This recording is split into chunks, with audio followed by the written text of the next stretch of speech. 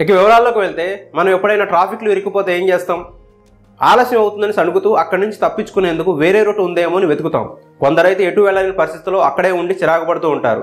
కానీ తానేకి చెందిన గౌరవ్లో ఉండే ఒకసారి ట్రాఫిక్ జామ్ను ఇరుక్కుపోయినప్పుడు ఒక మంచి బిజినెస్ ఐడియాను ఆలోచించి ఓ రోజు గౌరవ్ ముంబై వెళ్తున్నప్పుడు ట్రాఫిక్ జామ్ అవడంతో 4 గంటల పాటు ట్రాఫిక్లో ఉండవలసి వచ్చింది. వాహనాలు నెమ్మదిగా కదులుతున్నాయి. ఆ సమయంలో అటుగా వేయించిన బఠానీలు విక్రయిస్తున్న వ్యక్తిని గౌరవ్ చూశాడు. అది చూసిన గౌరవ్కు ఓ ఆలోచన వచ్చింది. బఠానీలు అమ్మినట్టే ట్రాఫిక్ జామ్లో వడాపావ్ అమ్మితే ఎలా ఉంటుంది అనే ఐడియా తట్టింది తనకు.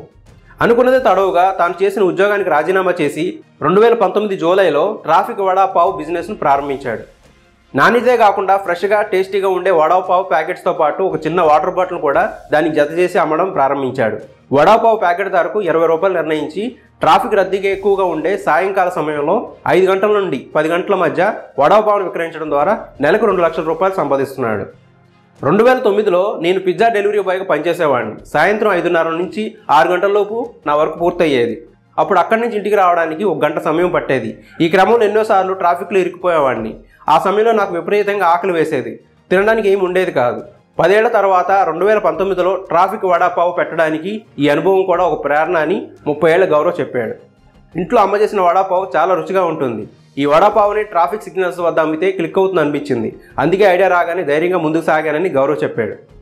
గౌరవ్ అమ్మ 52 ఏళ్ల రంజనా గారు మాట్లాడుతూ స్థిరంగా నెలకు 35,000 రూపాయలు జీతం వచ్చే ఉద్యోగాన్ని మానేయడం సరైన నిర్ణయం కాదనిపించింది. పైగా ఇప్పటికే చాలామంది వడాపావ్ బిజినెస్ చేస్తున్నారు. మేము ఈ పోటీలో నెగ్గు రాగలమా అనిపించింది. కానీ 1 లక్ష రూపాయలు ఇచ్చి వ్యాపారం ప్రారంభించేందుకు సాయం చేశాను. మొదట్లో నేను వడాపావ్ తయారు చేసి ఇస్తే గౌరవ్ భార్య వాటిని ప్యాక్ చేయడంలో సాయం చేసింది. మొదటి రోజు గౌరవ్ 50 వడాపావులు అమ్మడానికి ట్రాఫిక్ జంక్షన్ వద్దకు వెళ్ళాడు. ఎవ్వరూ కొనలేదు. ఇది ఇలానే మరో 5 రోజులు కొనసాగింది. తరువాత గౌరవ్ తన మిత్రుల సాయంతో వడాపావులను అమ్మడం మొదలుపెట్టాడు. ఆ తర్వాత వారం గౌరవ్ ఫోన్ చేసి ఇంకొన్ని వడాపావులు తయారు చేసి ఇవ్వమన్నాడు. అలా ఒక్కరోజే 100 వడాపావులు అమ్మాము. అప్పటి నుంచి ఇప్పటిదాకా వెనక్కి తిరిగి చూసుకోలేదు. బిజినెస్ అలా ముందుకు సాగిపోతుంది. ఐడియాలు అందరికీ వస్తాయి. అయితే వాటిని అమలు చేయడంలోనే ఉంది అసలైన కిటుకు. గౌరవ్కి ఐడియా వచ్చింది. దాన్ని ఆచరణలో పెట్టాడు. మొదట్లో ఒడిదొడుకులు ఎదురయ్యాయి. ఆ తర్వాత నిలదొక్కున్నాడు.